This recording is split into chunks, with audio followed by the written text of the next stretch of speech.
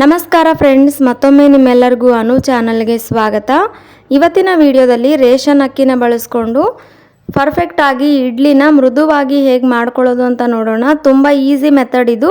ಖಂಡಿತ ವಿಡಿಯೋನ ಸ್ಕಿಪ್ ಮಾಡದೆ ಪೂರ್ತಿಯಾಗಿ ನೋಡಿ. ನಿಮಗೆ ಈ ವಿಡಿಯೋ ಇಷ್ಟ ಆದರೆ ವಿಡಿಯೋಗೊಂದು ಲೈಕ್ ಮಾಡೋದನ್ನು ಮರಿಬೇಡಿ ಫ್ರೆಂಡ್ಸ್. ಮೊದಲನೇದಾಗಿ ಒಂದು ದೊಡ್ಡ ಪಾತ್ರೆಗೆ 2 ಕಪ್ ಆಗುವಷ್ಟು ಅಕ್ಕಿ, ಹಾಗೆಯೇ ಅದೇ ಕಪ್ನಲ್ಲೇ 1 ಕಪ್ಪು ಉದ್ದಿನ ಬೇಳೆನ ಒಟ್ಟಿಗೆ ಹಾಕ್ಕೊಂಡು 2-3 ಸರ್ತಿ ಚೆನ್ನಾಗಿ ತೊಳೆದು ಅದು ಮುಳುಗೋವಷ್ಟು ನೀರು ಹಾಕಿಬಿಟ್ಟು ನೆನೆಯೋದಕ್ಕಿಡಿ. ಒಂದು 8ರಿಂದ 10 ಗಂಟೆಗಳ ಕಾಲ ನೆಂದರೆ ತುಂಬ ಒಳ್ಳೆಯದು. ನಿಮಗೆ ಟೈಮ್ ಇಲ್ಲ ಅನ್ನೋದಾದರೆ ಒಂದು 6ರಿಂದ 7 ಗಂಟೆಗಳ ಕಾಲನಾದರೂ ನೆನೆಯೋದಕ್ಕಿಡಿ.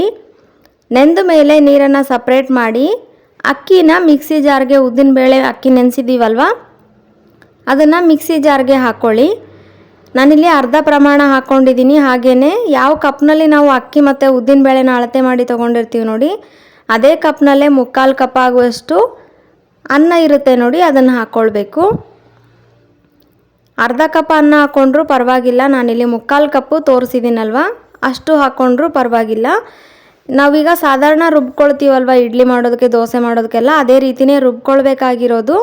ಆದರೆ ಇಡ್ಲಿಗೋಸ್ಕರ ನಾವು ಹಿಟ್ಟನ್ನು ಸ್ವಲ್ಪ ಗಟ್ಟಿಯಾಗಿ ರುಬ್ಬಬೇಕಾಗುತ್ತೆ ನೋಡಿ. ಅದೇ ಪಾತ್ರೆಗೆ ನಾನು ಹಿಟ್ಟನ್ನು ಗ್ರೈಂಡ್ ಮಾಡಿ ತೆಗೆದು ಚೆನ್ನಾಗಿ ಕೈಯಲ್ಲಿ ಮಿಕ್ಸ್ ಮಾಡಿ ಮುಚ್ಚಳ ಮುಚ್ಚಿಟ್ಟಿದ್ದೀನಿ. 7ರಿಂದ 8 ಗಂಟೆಗಳ ಕಾಲ ಹಿಟ್ಟೇನಿದೆ ಫರ್ಮೆಂಟ್ ಆಗಬೇಕು. ಅದಾದಮೇಲೆ ನಿಮಗೆ ರುಚಿಗೆ ತಕ್ಕಷ್ಟು ಉಪ್ಪನ್ನು ಹಾಕಿ ಮಿಕ್ಸ್ ಮಾಡ್ಕೊಳ್ಳಿ, ಎಲ್ಲ ಚೆನ್ನಾಗಿ ಬೆರೆಯೋ ರೀತಿ. ಹಿಟ್ಟು ಚೆನ್ನಾಗಿ ಮಿಕ್ಸ್ ಆಗಿದೆ ನೋಡಿ. ಈಗ ಇಡ್ಲಿ ಪ್ಲೇಟ್ಸನ್ನು ತೊಗೊಂಡು ಈ ರೀತಿ ಎಣ್ಣೆ ಅಪ್ಲೈ ಮಾಡ್ತಿದ್ದೀನಿ. ಈ ರೀತಿ ಎಣ್ಣೆ ಅಪ್ಲೈ ಮಾಡಿ ಇಡ್ಲಿ ಮಾಡ್ಕೊಳ್ಳೋದ್ರಿಂದ ಮಾಡಿ ತೆಗೆಯುವಾಗ, ಇಡ್ಲಿ ಬೇಯಿಸಿ ತೆಗಿತೀವಲ್ವ ಆವಾಗ ಅಂಟ್ಕೊಳ್ಳೋದೇನೆ ತುಂಬ ಈಸಿಯಾಗಿ ತೆಗೆದುಕೊಳ್ಬೋದು. ಇಡ್ಲಿ ಪಾತ್ರೆ ಒಳಗಡೆ 2 ಗ್ಲಾಸ್ ನೀರನ್ನು ಕುದಿಯೋದಕ್ಕಿಟ್ಟಿದ್ದೆ. ಎಲ್ಲ ತಟ್ಟೆನೂ ರೆಡಿ ಮಾಡಿ ಅದರೊಳಗಡೆ ಇಟ್ಟು ಮುಚ್ಚಳ ಮುಚ್ಚಿಟ್ಟು ಮೀಡಿಯಮ್ ಫ್ಲೇಮ್ನಲ್ಲಿ 10 ನಿಮಿಷಗಳ ಕಾಲ ಬೇಯಿಸಿದರೆ ಇಡ್ಲಿ ಬೇಯುತ್ತೆ, ಪರ್ಫೆಕ್ಟಾಗಿಯೇ ಬೇಯುತ್ತೆ.